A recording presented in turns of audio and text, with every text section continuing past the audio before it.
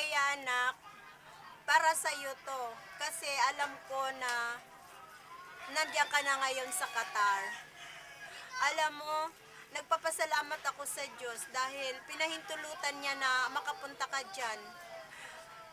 At saka, nagpapasalamat din ako dahil ang balita ko, mabait naman daw yung employer mo dyan.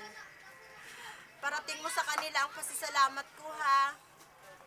Kasi inaalagaan ka pala nila at saka inaasikaso ka nila.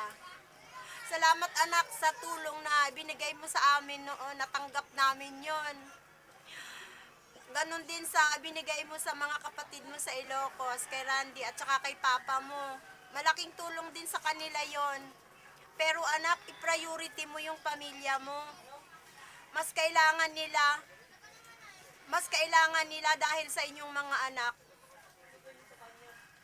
Basta wag mo lang kalilimutang tumawag sa Diyos para gabayan ka niya, patnubayan ka niya, at lagi siyang nasa tabi mo. Basta tumawag ka lang sa Kanya. Anak, mag-iingat ka, ha, lagi. Diyan sa pang-araw-araw mong gawain diyan. At wag mo lang kalilimutan, mahal na mahal kita.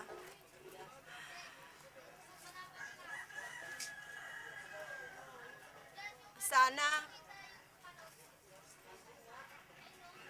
lagi mong iingatan ang sarili mo, ha. Para sa iyo to.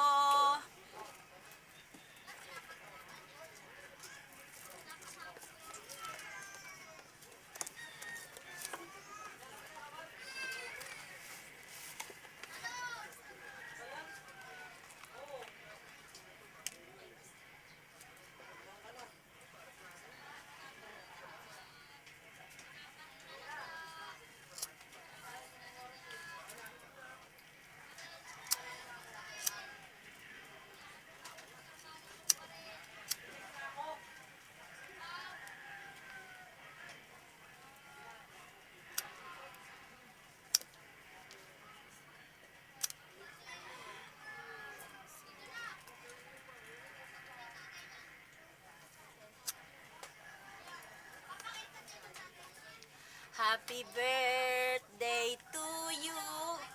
Happy birthday to you. Happy birthday, happy birthday.